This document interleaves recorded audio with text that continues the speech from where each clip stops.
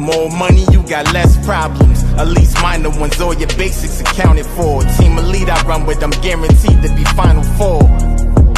Less money, you got more problems. More money, you got less problems. At least. All right.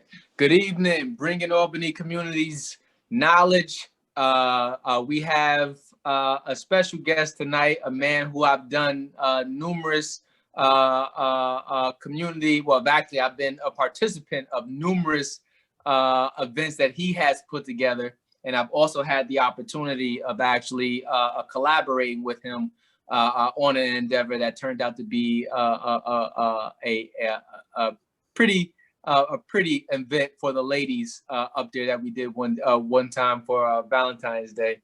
But listen, man, I have my man Mojavi Emi, who's going to be our guest tonight. And he told me that he's going to be totally transparent tonight, and he's looking forward to giving me the opportunity to ask him anything I like. So I'm going to ask away. First things first, man, I just want to say thank you for giving me your time today. I know you are a busy man. Among other things, you know, I know you're still doing Epiphany Radio. We're going to tap into a bunch of that stuff, hopefully throughout this interview tonight. But, you know, thank you for giving me your time tonight, Mojavi. I really do appreciate it, brother. It's been a long time coming. Anytime, brother. Anytime you call me, I'm going to pick up. That's just what it is. Okay. Listen, man, I appreciate that. Well, first things first, you know, I always like to give everybody my unofficial question. So how have you been surviving during the quarantine? How have you and the family been doing? Have you guys been doing anything creative to make sure boredom doesn't totally set in? But yeah, you know, how have you guys been surviving through this global pandemic? Well, I can tell you that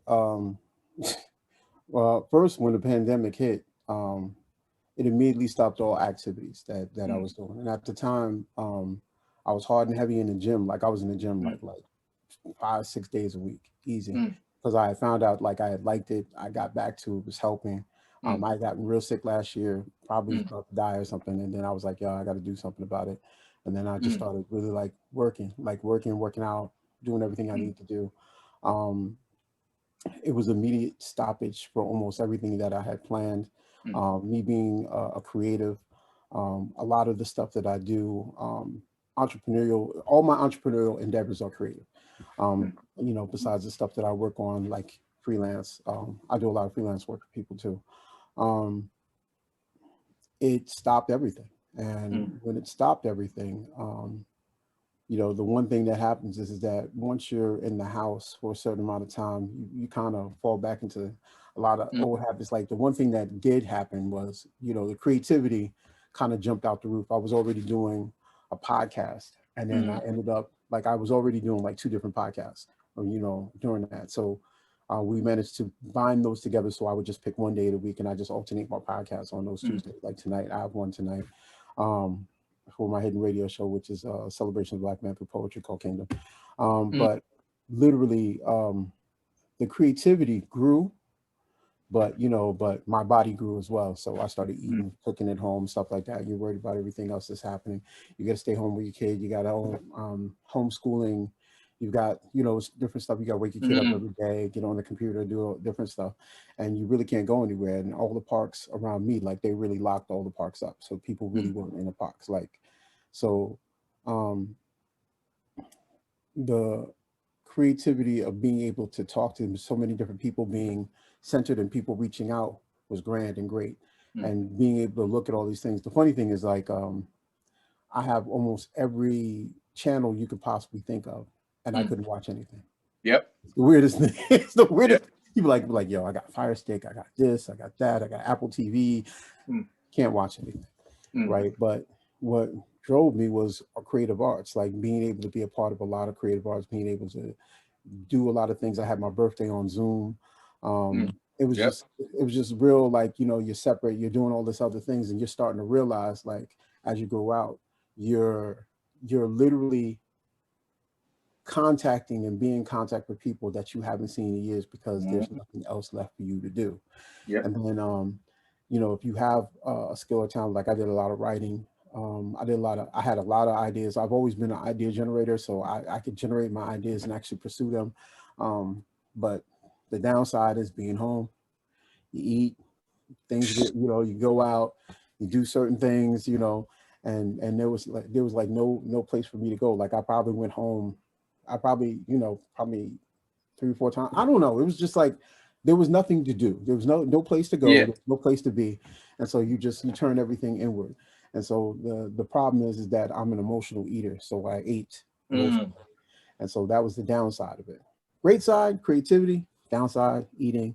Then I got diagnosed with diabetes like late summer, because there was a lot of things that was going on I couldn't explain, didn't know what was going on. And then so now I'm working my way back out of it now. Okay. Because I know how to do it. So, that's why people ask me, well, what do you do? I drink a lot of alkaline water. Yeah. I can get rid of almost everything else. I said, I only got 2 problems: sweets, cooking. Hey, listen, brother, you definitely look really well.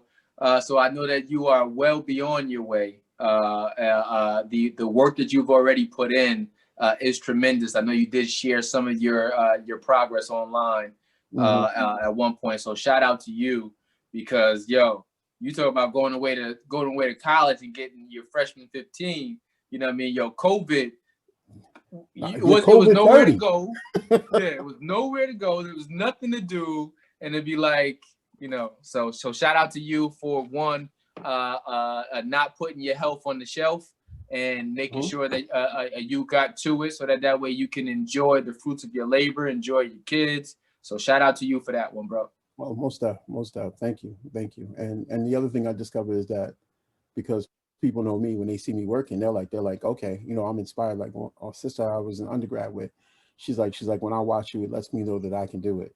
And I was like, that's a really good feeling. So sometimes I don't even really post for me. I post for them, know. And so, and when people see the change, like, the most stark change from this time around, like last year, I was wearing the 2X pants and I was working out and it was cool. Now it's like my pants, I'm down to a 1X, and I'm like, man, I haven't seen a 1X and like, I'm like, it's crazy, because I was fighting with myself, because you stuck with the clothes you got until you buy new ones. And so I'm going to the supermarket, my pants is coming down in the middle of the supermarket. I'm like, I got to sit here, and I'm sitting here tying my pants in front of everybody. People look at me like I'm crazy. And I'm like, I'm trying to stop from an indecent exposure. I'm trying to stop y'all from getting that. Like, come on, cut it out. But that's what it is, man. And I just try, like, and I just do little things. Like, I just, like, it's weird. Like I learned a trick from somebody. It was like, yeah, every time you do something, teach yourself to do it. Just do it. Do 10 push-ups here. Do 10 squats there. And it just becomes part of your routine. Yep. So now it's just like, like I'll pop off a quick 10. I go to the bathroom, because the floor is so cold. I hate the floor.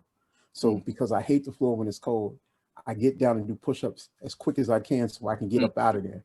So cold floor motivates me. So I find like things I don't like to motivate me, to help me do more of what I'm supposed to do. So that's how that works. Nice. Okay. Well, like I said, man, shout out to you, because as my boy Markel would say, don't put your health on the shelf. So yeah, man. Well, listen, brother, I already know, because anytime that you and I get together, we can talk. So I am looking forward to diving into that creative mind that you do have. But here's your opportunity. I'm going to hit you with your first question, because you get to tell the Albany community, for those who don't know, Mojavi, more about yourself. My first question for you tonight is, what are you doing now? What kind of work do you do? What kind of passion projects are you working on? Mojavi, here's your opportunity to tell the Albany community about you. Okay, so here's what I'm working on. Right now, like Urban Guerrilla Theater, we've kind of been on hiatus. I don't know if you see that, stand that right there. Okay. We kind of been on hiatus because, we're used to doing live events, and being the chief mischief maker, like we have life and things to do, but we stay in contact. We have a chat group, stuff like that. And so for this year, because I've been in all these other different things that I'm doing, like right now I'm between like 4 different platforms. So I'm on this new platform called Clubhouse, So I'm establishing myself there. Like I'm building over there, which is kind of cool because I have all this experience, this wealth of knowledge, everything else. So it really pays off being there because I'm meeting poets from all over the country. And then, I get to take them, bring them into, my environment, give them my stages, and that helps them because, some of them have never been there. A lot of them are just, electronic poets, they're digital. Like they've never been like on live stages. They haven't traveled. They haven't done all this other stuff where I encompass all those things. And then I'm able to give them a platform through Epiphany Radio Universe, which touches all platforms at the same time. So, it's a welcoming for them while they welcome me. So we're building this whole thing. And so with Urban Guerrilla Theater, we usually operate by what we call the solstice, which is we operate by season, fall, winter, summer. Like the one thing that we decided to do that we weren't going to be doing it every month, because we have life.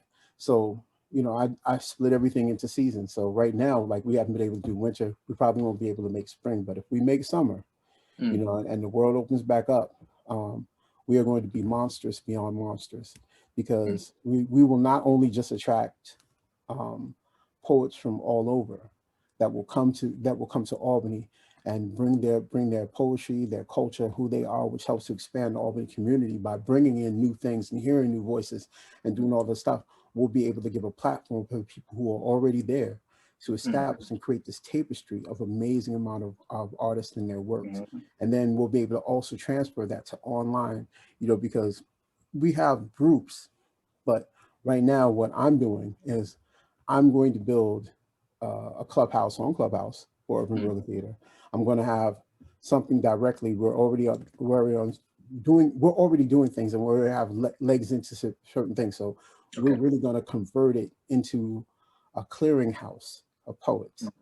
So poets can come to us, not just perform, but actually be able to be booked, put their information online, be able, because there's no clearinghouse for poets. So we're going to be it.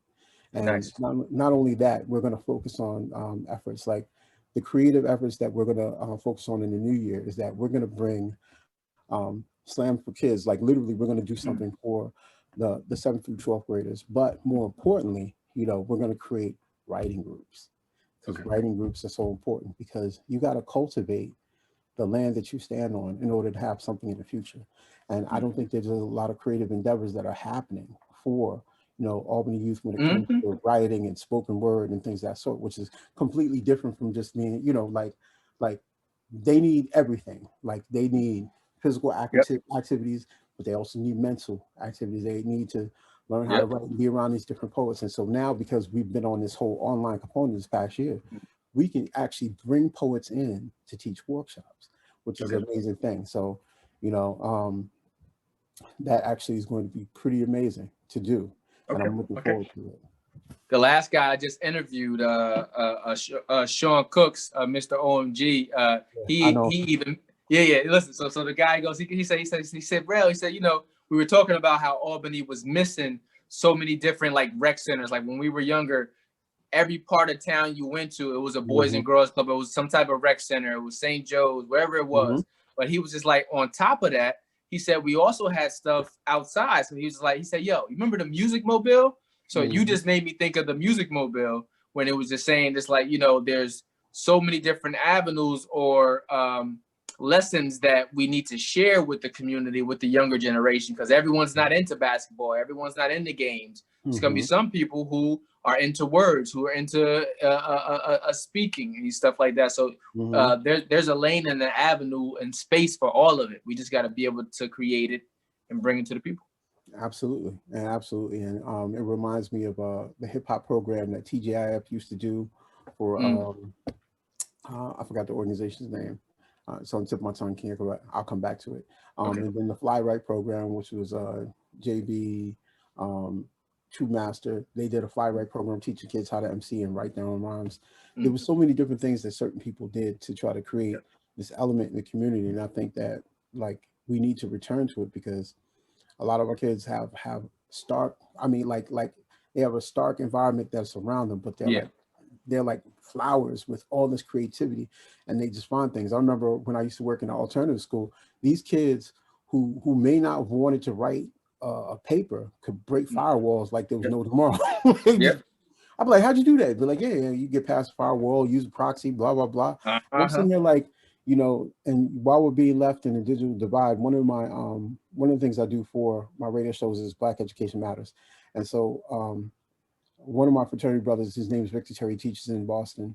He was talking about the numeracy and the digital divide and how great it is for people in our communities. Because we don't have the access, like, you know, we don't have the Wi-Fi, we don't have the computers, you know, we don't have the internet connection. Like, you know, like people think it's a game, like how much bandwidth you actually have. Bandwidth, the lack of bandwidth in communities is serious business. Like you can't move or do certain things without that if you don't have that access. And this is something that we're not like focused on. Like if anything, I'm like, listen, we need to create independent computer setups. We need to be teaching kids how to code.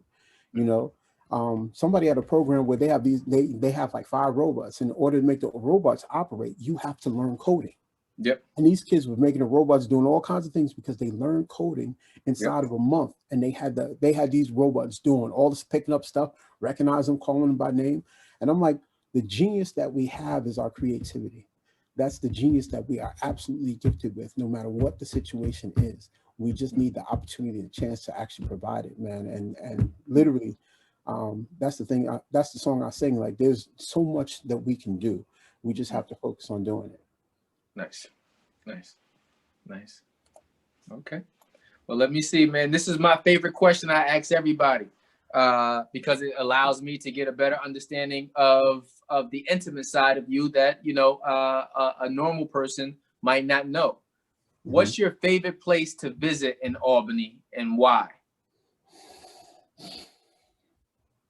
You know, 2 years ago, I might have said, I love to be on the concourse because it reminds me of everything grand that's great. You know, the center of state government, New York State is there and all this other stuff. That would have been something I would have been the first thing out my mouth, you know, but last summer, like literally last summer, normally I don't go to parks unless I go to parks. Like I'm not a big nature person, as weird as it sounds, you know, because I have a thing about like mosquitoes and bugs. But I went to the park, Washington Park. I laid in the grass and I had a fitful sleep. Like I was sleeping in the park. Now I was with people, but I slept. Like, and it was weird because I hate camping. I really do. But like, you know, it's crazy. You know, like, you know, it's like, you know, my pop sees a lot of land. He's like, we on this land. You want to go out there? And I'm like, yeah, bugs. And I was like, you got bugs, birds, bears. Like, he said, nah, cut me out. Yeah, but when I went to the park, it changed my perspective. Like I felt like it just felt right. Like you know, and maybe late stage or age or something. Like I felt the wind, I felt the grass. Like, you know, like everything was like right. And then like even walking around Washington Park, like in the way that it is, you know, it's just a wonder to have something so natural in the middle of everything. That's just beauty that we've had and we take for granted. I took it for granted. So now I'm like, you know, Washington Park, like, you know, because it's simple. It doesn't cost you anything. It doesn't cost you anything to experience nature. And so that's one of my favorite places now. Nice. Okay.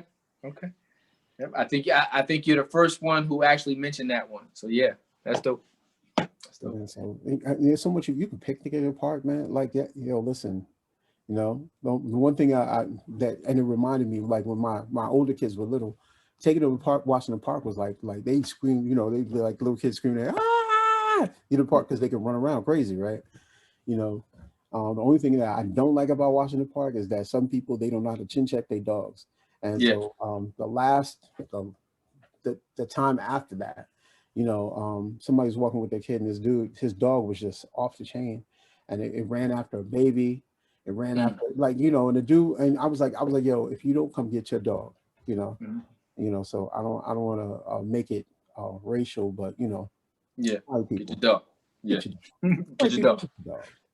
You know? And the thing is I probably go to jail for hurting the dog.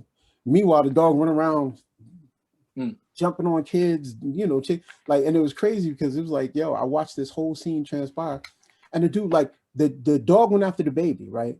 So after the dog went after the baby, right? So he didn't learn the lesson yet. I was like, yo, if you don't get your dog, some dude was walking with a shih tzu, right? Mm-hmm. And the dog went after the shih tzu, and the dude was like swinging the shih tzu on by its collar on the neck, swinging it around, and the dog was like chasing around, like trying to get to the shih tzu. And I was just like, man, listen. I was like, listen. Mm-hmm. You come across the wrong person. Yeah, I was like, you off the chain, bro. I was like, listen. And I was yelling because when you were out there, I was like, yo, get your dog. And it was like, oh, you know, and I hate when people, oh, my dog's friendly. You know, we got a leash on. Put your dog on the leash. Stop playing around. You say, I don't know your dog. Yeah. Yeah, I don't care how friendly your dog is. I don't know your dog. I don't know your dog, so get your dog, you know, but other than that, but. Let me see, man. I got your next question for you. I forgot to plug this charger in. Sorry about that. My next question for you is thinking of your younger self. Mojavi, what is something that you wish someone would have told your younger self? I got a lot to say to my younger self. Yeah, but everything works together for the greater good. Yes, sir. I would have told my younger self, like, you know, hold out, go as far as you can go, visit as many places as you can see. Take the job in DC. I would hope, take the job in DC. You should have took the job in DC. So I would have been completely different. I would tell myself, you know, stay in shape. The friends you have is the friends you're going to keep for your life. So stay up with them, you know, literally and figuratively. Don't let anybody tell you that your ideas are crazy when you're being creative, because you're the only person who can see what you see. And don't let people hold you back from getting opportunities because they're afraid. And never be afraid to approach your destiny.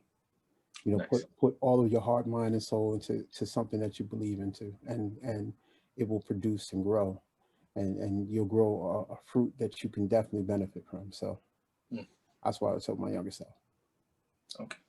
Okay. Oh yeah, and cut loose all the loose ends.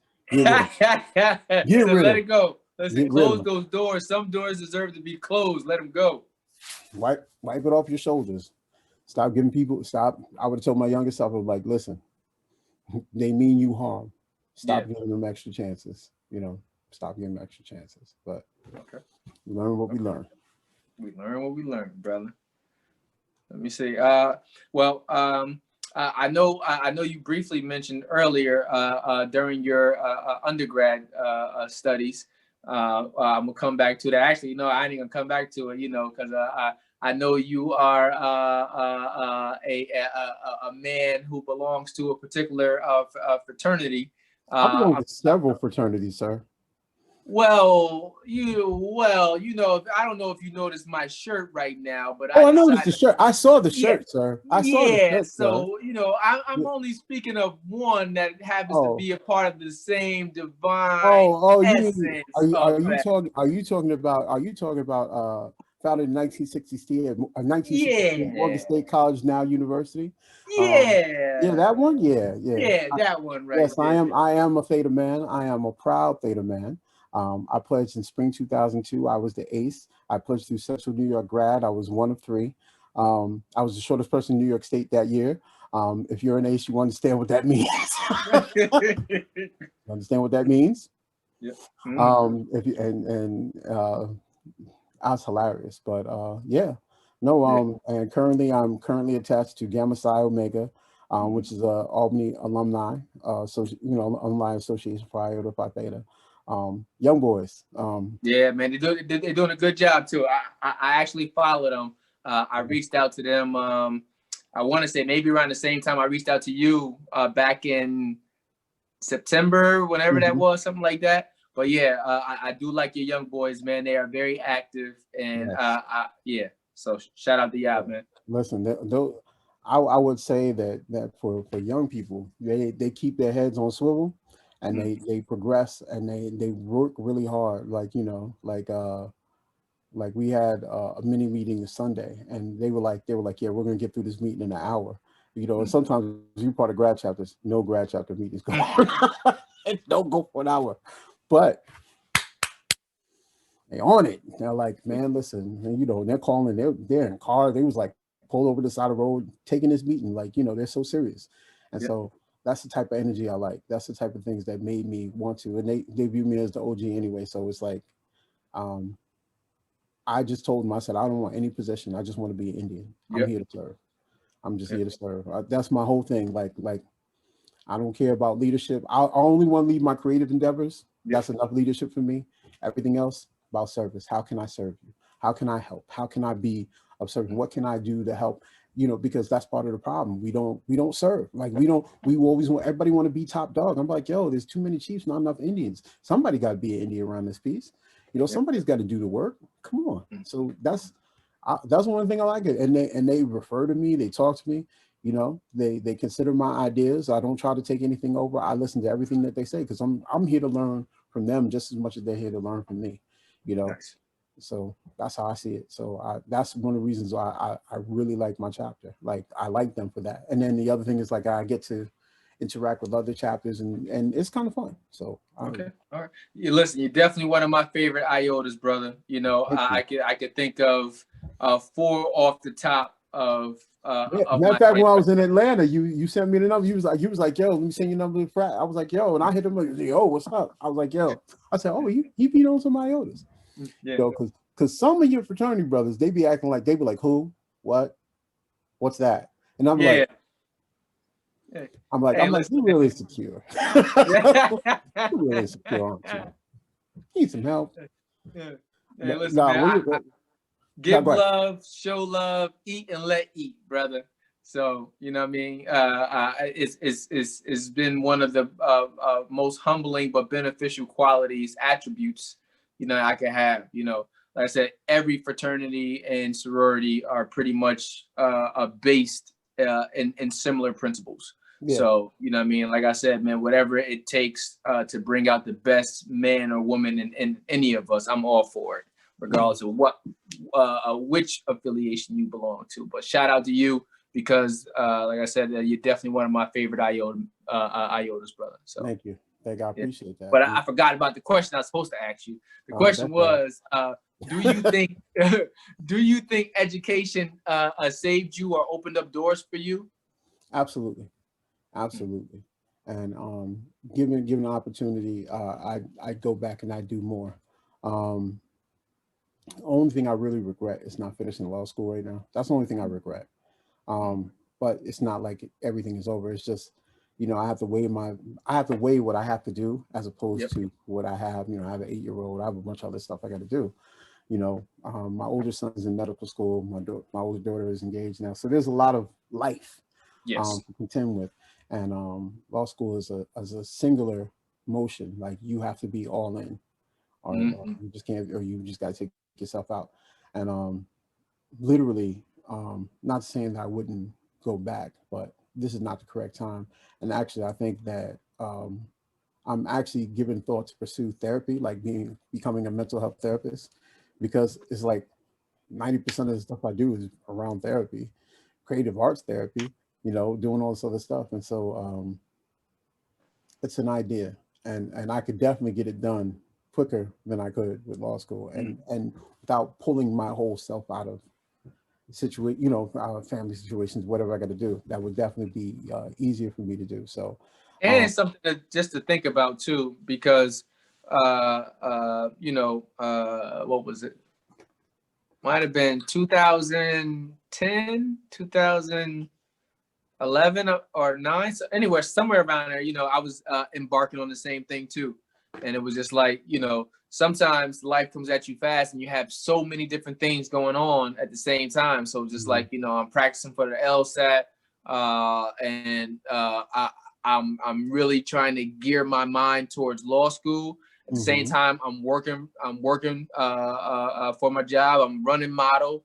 And it's just like, you know, I got issues going on with my oldest son. It's just like, it was just too much. So like you said, you end up having to decide where you're going to focus your energy on. So some of the people I did meet did help me too, because I think I wanted to pursue law school for the wrong reasons though. It's just like a lot of it was, you know, I wanted the challenge, you know what I mean, of school, but it's like no one racks up that amount of debt, Tyrell, for a challenge? And I'm just like, oh, okay.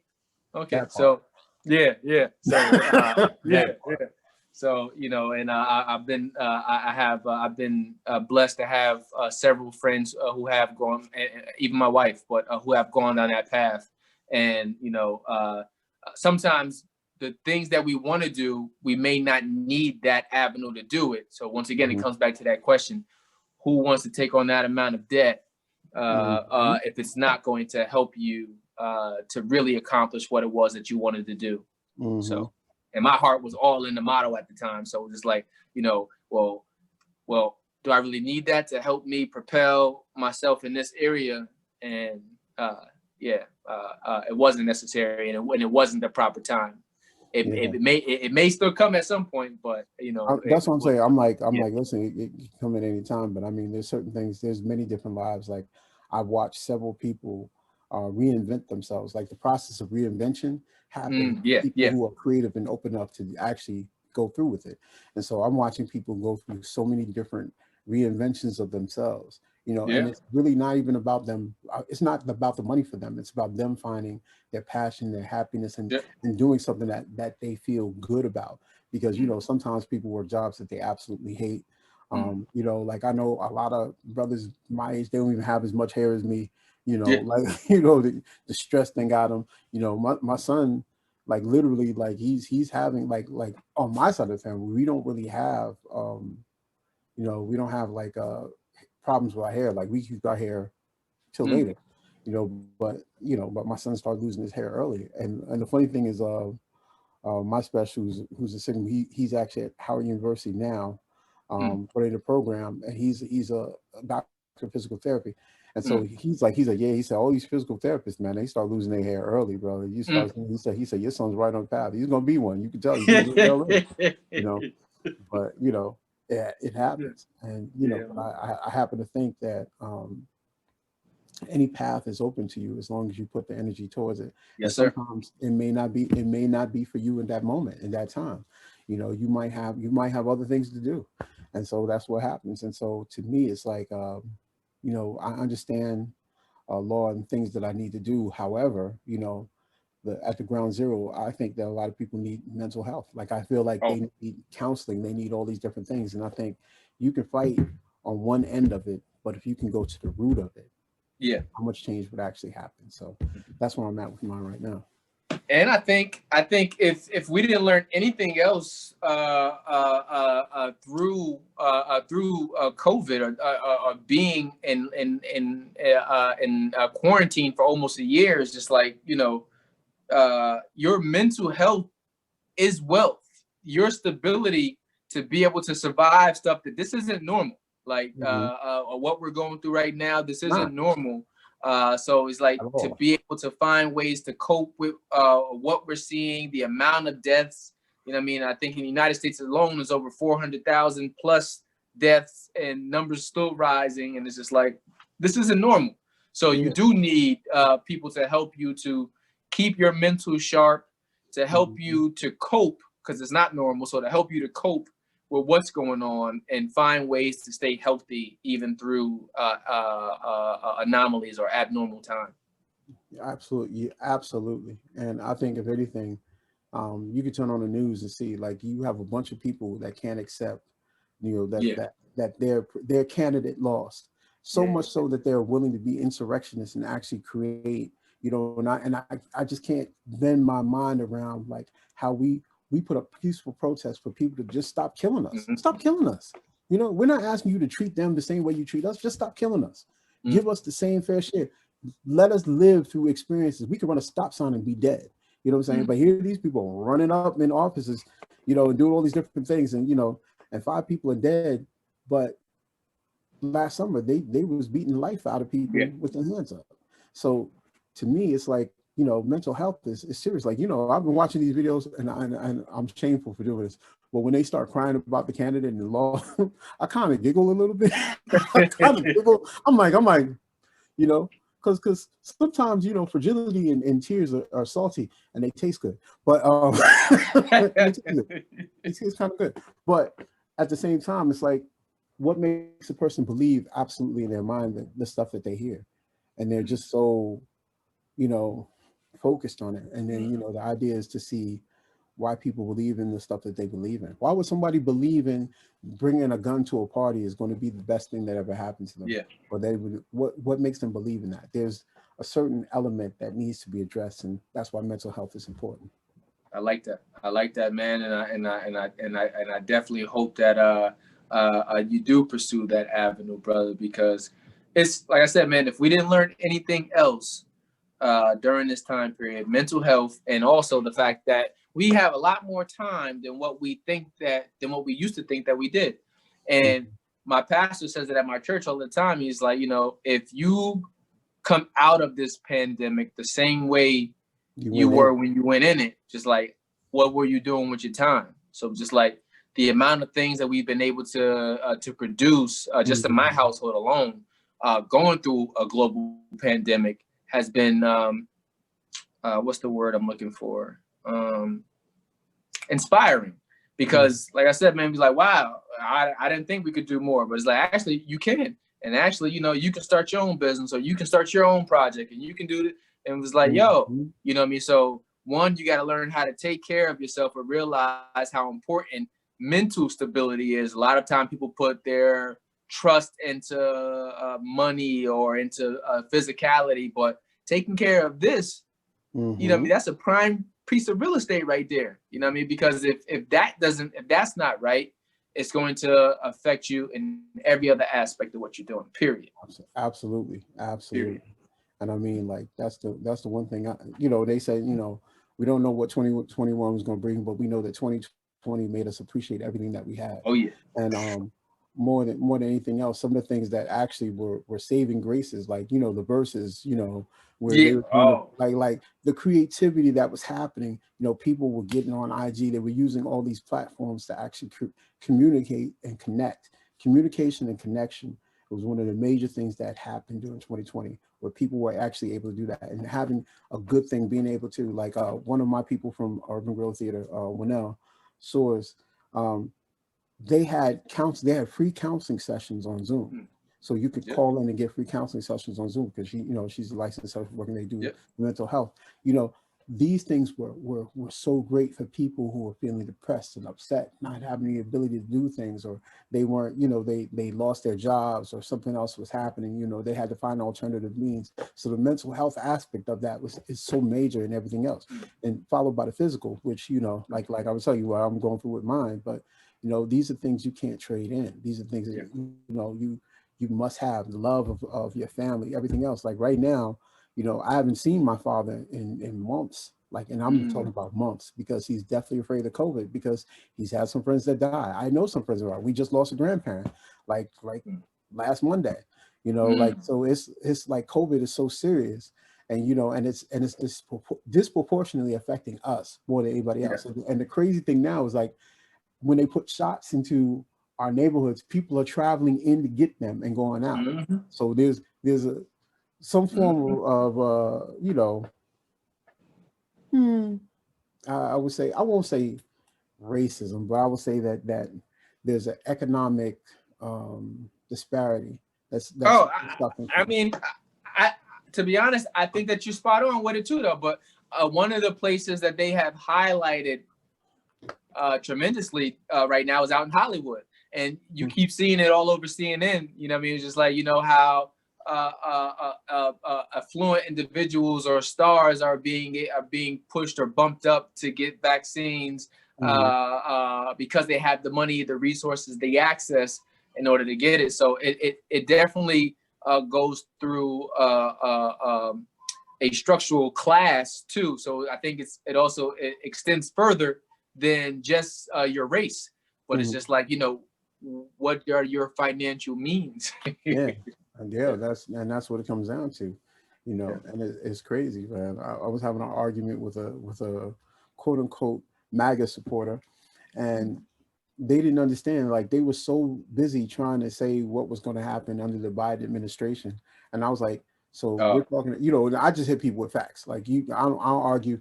I don't talk stupid. I argue facts. So I was like, so your president, the one who didn't tell us that this was this dangerous, who waited this amount of time to tell us that it was dangerous, who knew the whole entire time, and you think that that's okay, but yet you want to say that because these, you know, he's not handing out the shots as quick as he could because there's a problem, because they keep running out, and then they're trying to get all these different things. And I was like, your president, if he had actually warned people, didn't downplay it, I said we might have had a leg up on it. We might have done anything else. And then when we're talking economics, I was like, with these tax cuts, I said he gave tax cuts to the top 1%. I said 90% of the wealth that's held in the world. Sorry, my cousin's calling me right now, like he doesn't know. He's probably checking in on. But 90% of the wealth in the world is held by 1%. You know, 1% of the people. So that means out of this 90% of this, they gave tax cuts to make even more, give them even more money, gave them billions. And yet you're gonna think it's a problem that people are trying to get out money to do certain. I was like, it's a little crazy, you know, just to see how that. But the mindset of people, they care for more. They care more for privilege than their pockets. You know, they care more to be better than someone, to actually, you know, ascertain the situation that they actually happen to be in and why it happened like that. You know, it was like one of the Trump supporters. He had died from COVID. And so he's like, I'm never wearing a mask, and wearing a mask. And then the next thing he's like, I'm in the hospital. And the next thing you know, he's dead. And I was like, this is the whole thing where you don't believe science because someone tells you to, you know, that I did. So, you know, it's crazy. Yeah, man. Yeah. Alternative facts. Yeah. Let me see. And I think you and I might have touched on this next one offline before we started today. But Mojavi, sadly, Albany has experienced more and more violence in our communities, and we've experienced a lot of loss over the past few years. Let alone 2020 by itself has gone down in the history books as one of the worst years in Albany of all time, period. But what changes would you like to see for the city? What is your hope for Albany, Mojavi? My hope for Albany is that we create more programs to get these kids active and activated into something. Like we really start to build for this digital divide. We have some of the greatest technological advances in our area. We have a nanoscale school. Yeah. We have all these different things that are in here. We have a tech school. We have all of these things in our city, but our particular demographic is not experiencing any of that. So this digital divide, this numeracy divide, this this literacy divide, we need to address those things directly.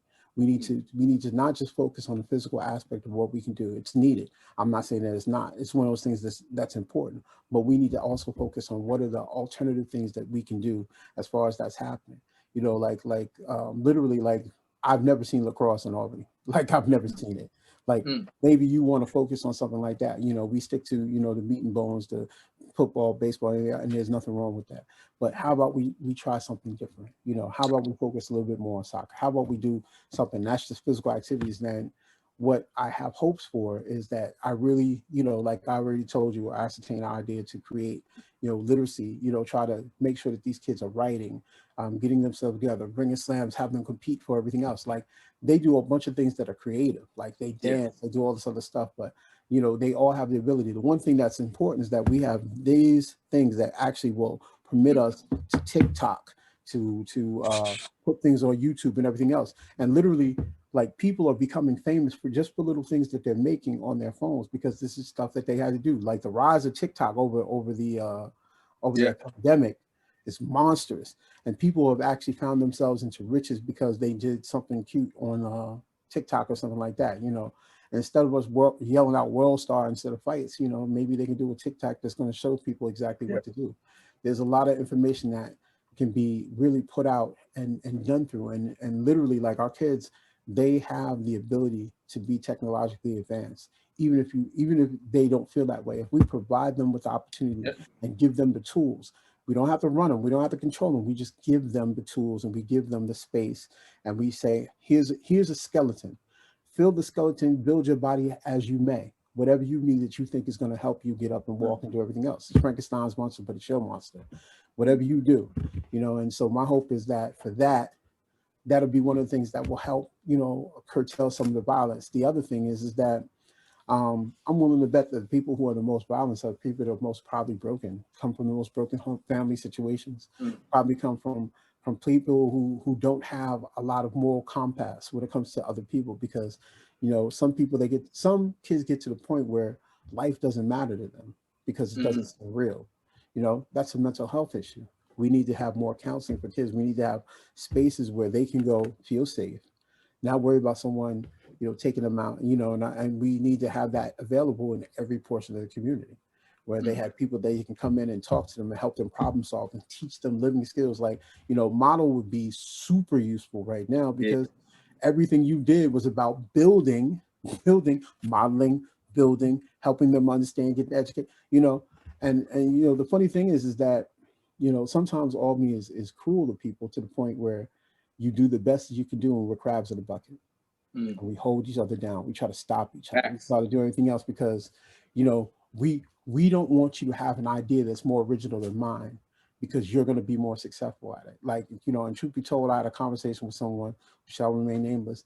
And when I had asked him, I said, you had all this creative stuff at your fingertips. And when I asked you, you would never tell me. He said, because you could take it and you could win with it. And I wasn't prepared. And I wasn't prepared to allow you to do that. You know, and it was the most sobering thing I heard in my life, because number one, you admitted it to me. There you go. Shout out to him for being honest. Yeah, you admitted to me, which further let me know, like our relationship had changed to the point that you can tell me what the truth of the situation, which I didn't understand then. But more importantly, not just that, you know, the fact that people know that you know, if I give this to you, you're going to win with this.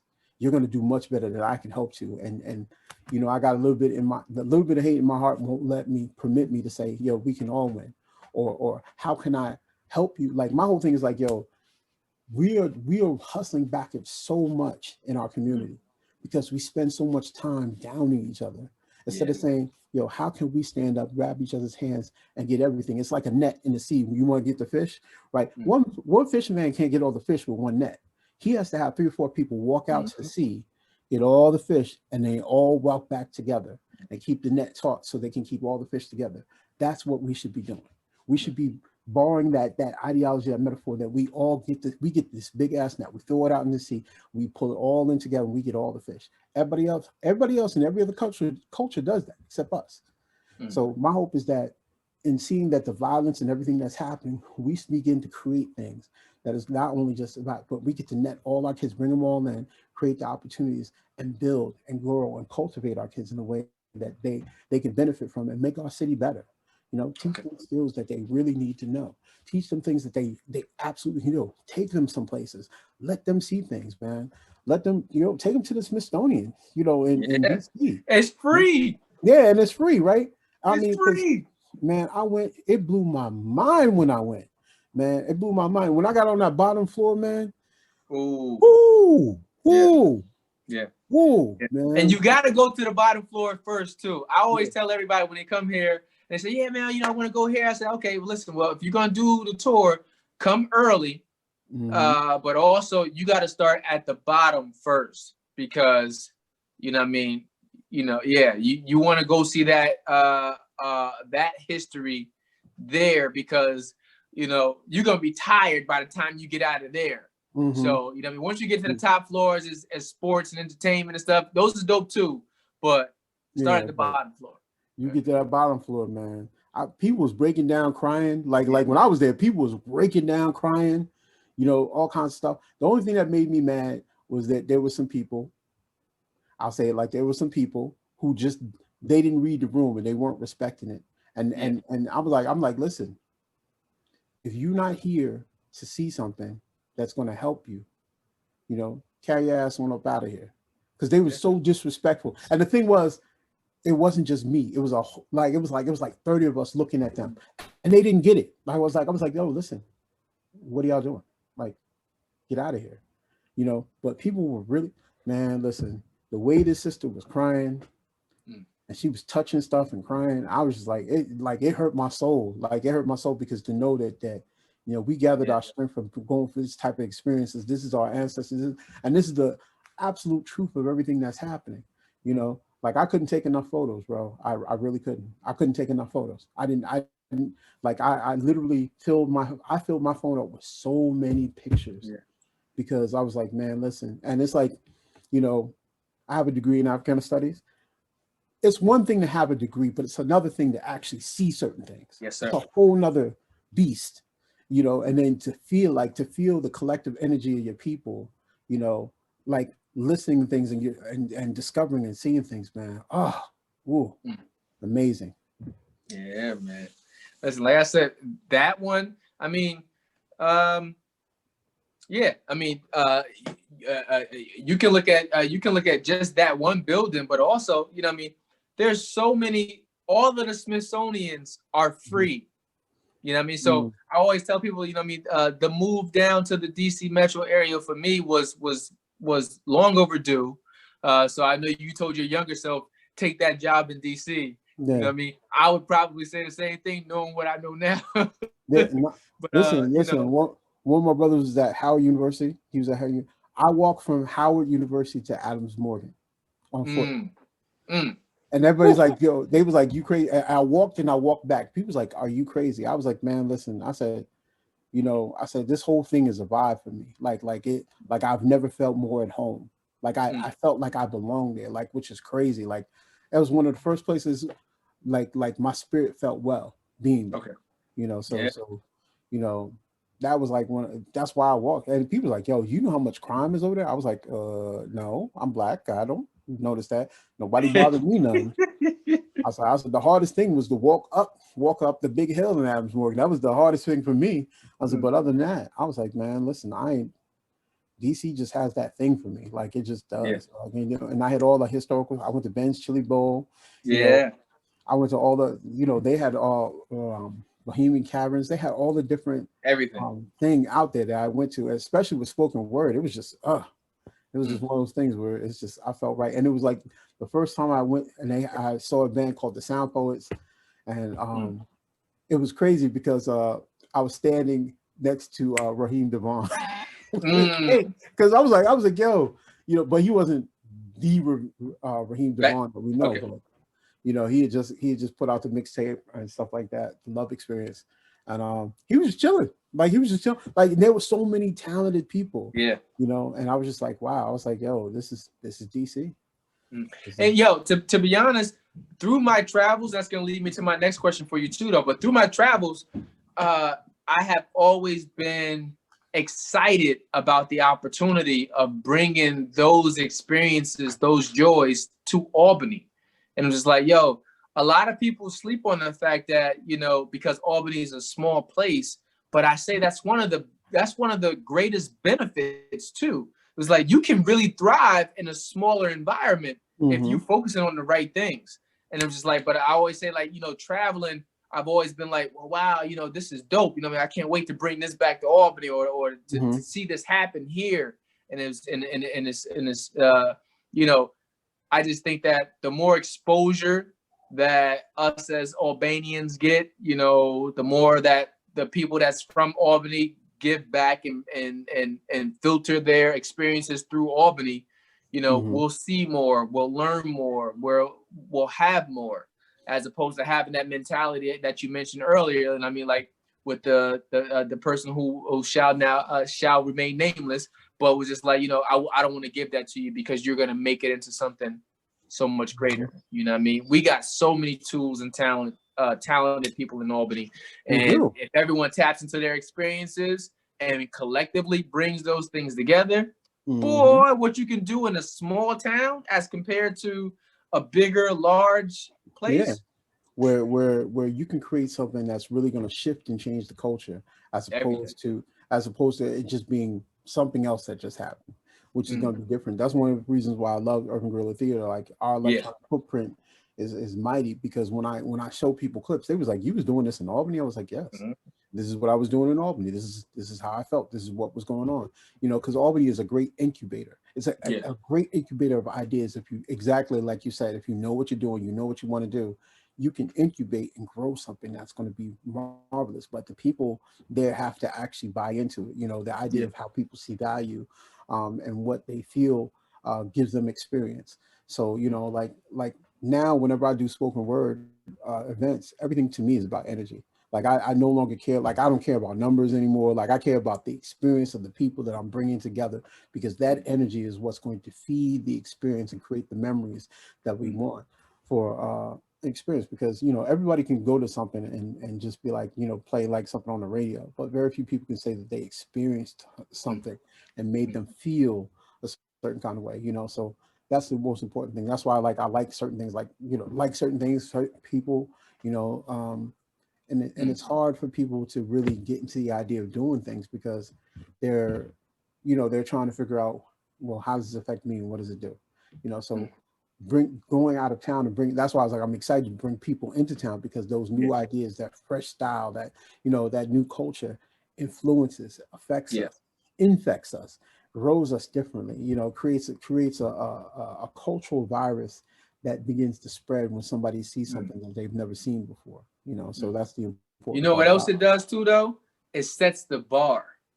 I remember when UGT moved into what's it called? The Linda? the Linda. What was Yeah, the name of it? it's The the Linda. Linda. Yeah. Listen, that right there, you know what I mean? Just seeing like some of the earlier events and then making that transition was, you know what I mean, the next step to everything. And it was just like, you know, like we can curate a vibe. And what you guys did there at the Linda, what you were doing with UGT, you curated a vibe that was dope. You know, I enjoyed it, and that came from a person who did get a chance to get out and travel the world. I enjoyed the vibe. It was always dope. It was always just like, you know what I mean? It wasn't like we just come in here to be seen. It was like, no, we come in here to participate. We come in here to listen. We come in here to enjoy the arts of other people and celebrate them, because I can't do it. You know what I mean? No, But, you know, it was dope. It was dope. you know, it's the one thing that people used to ask me is like, yo, you put people who are just learning, you know, just starting to read on stage with people who've been reading on stage. And I say, that's a part of, you have to cultivate. If you're not cultivating, what are you exactly doing? If you're not really passing those skills along, you know, you can get a bunch of people that sound really good together in ages, but if we're the only people listening to each other, what does that do? So, you know, and speaking of the Linda, we were the first group to actually open the doors to the Linda for everybody. We were the first people to actually have a contract with the Linda, primarily like literally partnerships. Like I still have a partnership deal with them, you know, which most people don't understand. Like I literally have a partnership deal, and people like, how do you do that? I said, it's the way that I do business is the way I was like, we get included on things. Like when they had a few years back, they had Art TV. We were one of the first people who featured on Art TV, you know, because it was a part of the Midtown, you know, the business improvement district, the Midtown bid that they had. So we were one of the first artistic groups to be included in the bid, you know, which is really saying something, you know. And so like literally we were always able to go into certain places, deal with things, you know. Like one year we had the main stage at the Black Arts Festival, American Family Day, where we got to run that stage with Jeffrey Osborne. You know, we were first spoken word group to do that, as far as I know. And it's just a bunch of things that we did because of the way that we conducted ourselves and the way that we did business as an organization, as a group, you know, and also keeping our art and everything in lines and creating the vibe that you spoke of. So that was all important. Okay. Yeah. And it was beautiful. It was beautiful. Thank you. Well, let me see, man. How do you think growing up in Albany prepared you for adulthood? The funny thing about growing up in Albany, it allowed me to have a certain amount of weirdness. Now, I say that to say this, right? It allowed me to have a certain amount of weirdness because I lived in a certain place. I lived at I lived all over Albany, depending on where it was coming from, but we lived at 35 North Manning Boulevard. House is still there as far as I know. And so my father was always working back and forth and everything else. I had older brothers, so my father had his music, his culture, and who he was firmly cemented in the house, his records and all this other stuff. Because back in the day, he used to listen to records. And so my father used to be a studio musician for Isaac Hayes and Dionne Warwick. So he had a certain type of leaning.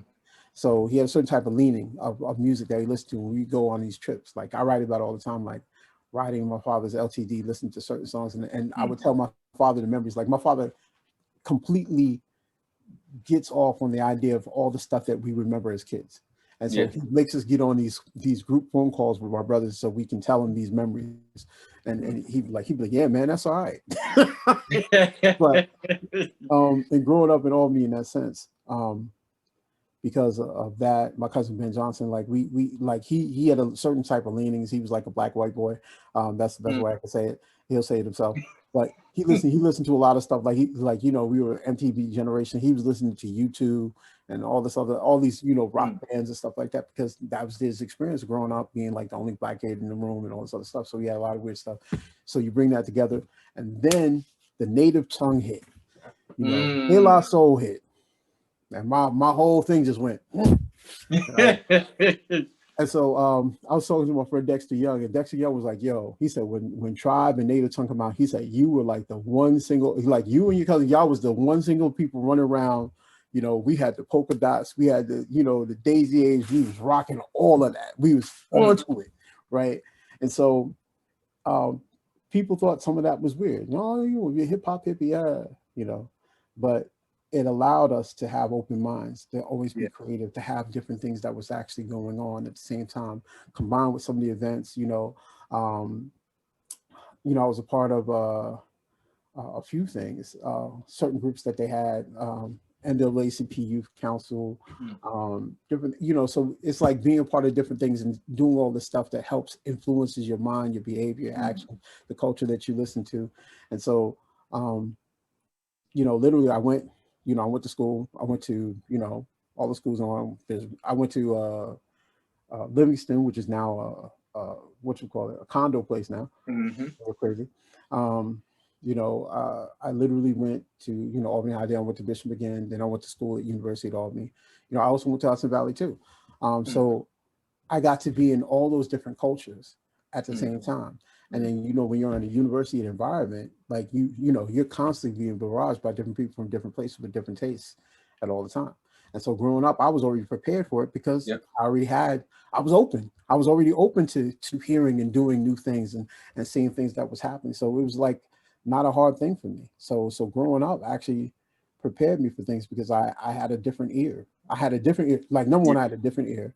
I had a different sight, and I had a different understanding.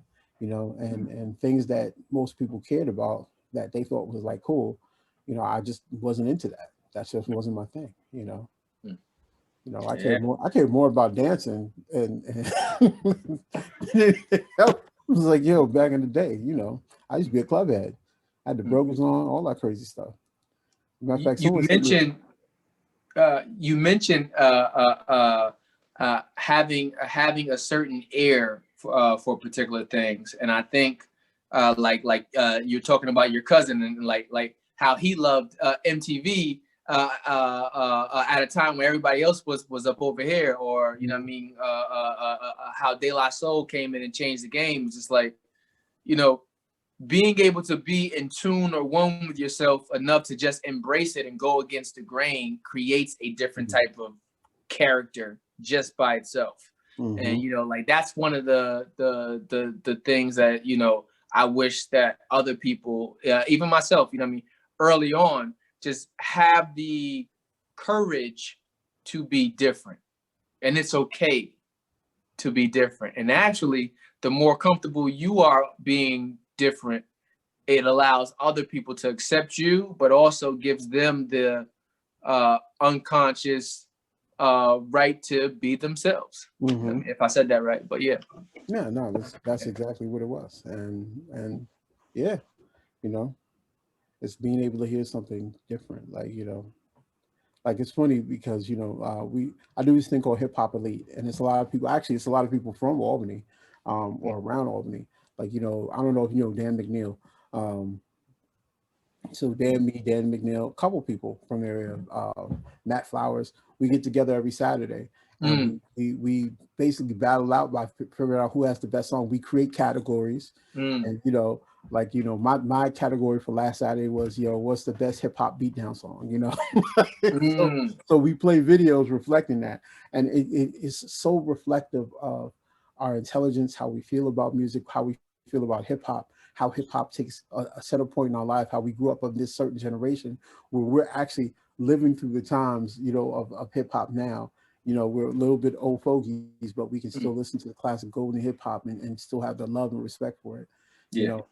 You know, I don't know what some of this hip hop is playing now. I'm just like, I have no clue. It's, you talking about being weird. Then this stuff is weird, man. Yeah. And I don't think it's ever gonna make sense. This stuff is weird. So man, I'm this stuff is weird.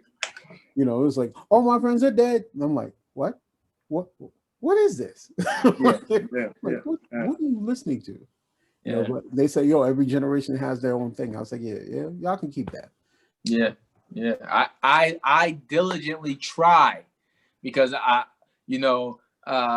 never want to get to the point where I'm at that point where I just block out new taste, new interests, new sounds. But it is very difficult to find a story or a subject line and what is going on in today's music right now. I'd be like, play that Jay-Z again, or play that Tupac, or you know what I mean? Like well, it's just such. But like, nah, I'm not gonna listen to that. I'm gonna listen to this. Yeah. Let me see, man. I got about 2 more questions for you, Mojavi. I ain't gonna hold you up all night, man. That's okay, because you can't, because I got a podcast that starts in 13 minutes. So hey, listen, man, listen. I'm gonna give you my final 2. What about your life's path are you most proud of? My children. Absolutely. Being, you know, we share similar things we're having problems with, you know, being that I'm always proud of them. They're amazing to me. Nice. They're amazing that I could be with someone to create such amazing humans is beyond me, you know. And they all have certain things that egg the life out of me, but that's what kids do. But they're amazing when they're together. Like, and they're kind of like the favorite grandchildren. I know everybody's gonna hate me. Like, if my family sees things, like, oh, you just keep saying that. You keep saying it. I'm like, listen, nobody ever tells them no. It is what it is, man. It is what it is. You know, so, but from, like, my daughter's so much like me. She's so creative. It's just, I just wish she would like really go in and take her mantle. Like, I just want her to take a mantle because she's a monster in waiting. Like, you know, we just waiting for the full moon to come out so she can go full war work on people. But, you know, it's just going to take her time. And, you know, me and my pastor was talking about it. He's like, she's just like you. She's like, she's going to blossom. You just got to give her the time to let her do it. She has to discover things on her own because she's hard-headed, just like you, you know. And then my son, who's in medical school now, like, he's so stellar in his character and compass, moral compass, you know, and yet at the same time, you know, he's very much like, you know, I remember a couple of years ago, like we were taking a bus someplace, and he literally just leaned on me like he was little and went to sleep. Like, he literally was just like, oh, my dad. I'm like, yo, this kid just, you know, and I'm like, yo, you like a grown man, you know, but I realized I'm his dad, you know, and that's the amazing thing. And then, you know, my 8-year-old, he probably thinks I'm an ogre most of the time. But it's very hard because he's so, you know, he's all of 8. He's all of 8 and then some. And so he does all the stuff that 8-year-olds do.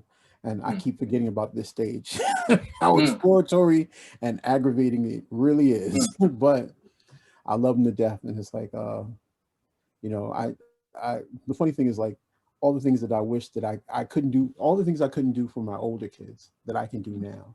Yes, sir. You know, it's so much different for them. And they were like, oh man, he gets away with murder. He does this, you know, such and such. He's got all the sneakers. And I was like, well, I acquired a certain skill.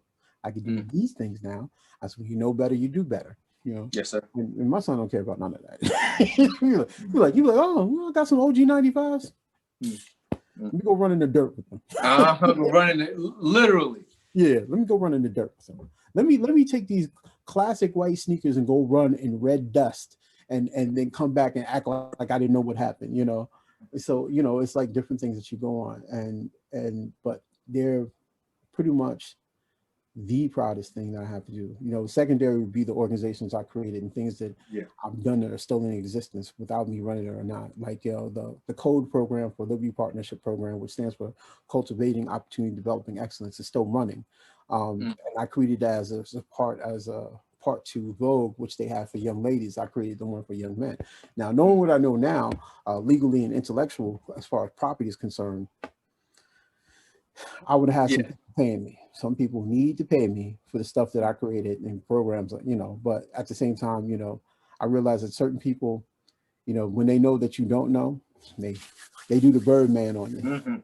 So I've been Birdman a few times, so I'm kind of wise to it now. Okay. And sometimes we need those experiences too, though.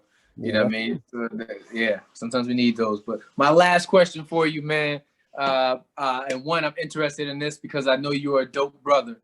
So are there any resources like apps, podcasts, social media accounts that you follow? Who's inspiring you right now? What are you listening to outside of your own universe that I know you're creating? Listen, I would highly recommend, if you have an iPhone, because it's still in beta, I would highly recommend Clubhouse, because there's a room for everything. Literally, there's a room for everything. And so I personally follow the Swanky Savages as part of my morning routine. I get up, I get with them. I listen to poetry, I do poetry, whatever, like, and they have prompts and it pushes my pen. You know, I'm not going to talk about my adult pursuits as far as poetry is concerned. You know, there's a lot of that going on with different people. There's a lot of people in my circumference, Jay Simone. There's a bunch of like I'd have to write it all down, but as far as podcast is concerned, listen, I'd have to like look through my phone to tell you. There's like 20 different ones that I listen to that literally like feed me. Like, I'd have to give you a list, because there's certain things that I listen to all the time that just clock. I'm a Twitter head. You can find anything on Twitter. Like Michael Harriet, who's one of your fraternity brothers. He writes the most interesting things. I read a lot of very smart brothers, you know, which is online. That's a lot of stuff. Like I Roland Martin, another one of your frat brothers. You know, I listen to him daily.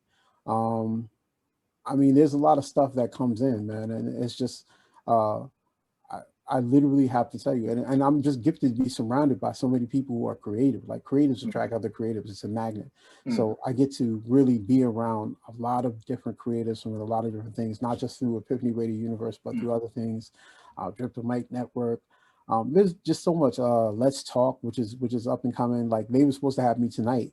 They've been having me on like week after week. Like, it's funny because they didn't ask me all year. They didn't ask me all year. I was like, wow. I was like, yo, they just never asked me. They asked everybody on my network. They didn't ask me. And then once they asked me, it was like, yeah, brother, you free Tuesday? You free Tuesday? I know you got your show. They got your show. You know, so Joe Atterbury, aka King Atterbury, he's been on me, and we actually have really good conversations. Outside of that, you know, we're becoming fast friends, and there's so much different things. Like, there is this one sister, she's from Howard University. She literally does cooking on her story, and I'm really trying to get her to do her own cooking show, because she makes really good food. Like, it looked good. Good. And I'm just like, man, listen, I was like, I said, not only you super beautiful, you can really cook. And I said, you could really do this. I said, everybody else is getting surgery. You don't need it. So there you go. Let's go. And there's people in Albany that do amazing things. Like, you know, TGIF's mixes. Yeah. Crazy. Like, I'm like, B, like, wind down. Yeah. I'm like, nobody's doing what you're doing. That's the other thing about Albany. There are so singular figures in Albany that just do what they do, that transcends everything. You know, transcends the 518. It's an amazing thing. And I'm like, and they're like, you know, people, you know, like, I used to teach Craig. Funny, which is funny. And so just to see all that, see everybody just being amazing, like in the way that it is. So, you know, for far as I'm concerned, like, you know, follow me on Twitter. You can see all the stuff that I like on Twitter. Easy. Instagram, everything I like. Easy. Like, you know, it's just not even all that hard. Like, I'm very fortunate. Like right now, like I'm about to do this program with one of my fraternity brothers. His name is Ed Wilson. His thing is called I Am My Billboard. He makes things happen. Him and my other frat brother Chase McNally. He's in Florida right now, but they transform people's bodies. Like they do body transformation, but you're the person doing it. Like they're just instructing you. So, you know, so I'm really about to do this thing with him, you know, and I've seen his results. I've seen the people he's worked with. He makes challenges. Like and he built his gym from scratch, which is another thing. Like I love people who can work from the ground up. Anybody who works from the ground up are amazing people because they started with nothing, you know. And that's one of the reasons why I love and respect you, brother, because you started from nothing. You worked from the ground up. You built everything with your own 2 hands. And I respect you fiercely, and I love you for that, bro. Just so that listen, you know. brother, the love and the respect is always mutual. And I know you got to get on to where you got to get on to. So Mojavi, I got 4 minutes, brother. 4 minutes. Mojavi, I mean this. And like I said, brother, I'm absolutely proud of you. You are an inspirational person. On top of being a creative. So keep doing what you're doing. Back bringing Albany Community's knowledge. Albany Community, thank you for tuning in with us tonight. Mojavi, thank you for extending your energy with us tonight, and best wishes to you and the family moving forward, brother. Thank you. I appreciate you so much, bro. You don't even understand. And I'm always proud of you. I'm always proud of you. You know, because they was telling me you was a young gunner. They was like, yo, that's the young gunner over there, brother. That brother's so serious. And you know, and you used to always have a certain face. You used to walk around with a certain face. I was like, yo, he's serious, bro. Like, you know, he's serious. In every situation, I was like, he ain't smiling, nothing. And then as soon as I get around, you start laughing, telling jokes, being cool. I'm like, somebody done told me a lie. He's cool. He's cool. He's all right. Hey, listen, man, I'll play catch up with you next time, brother. All right. Salute. Salute all day. All right. Peace. Peace.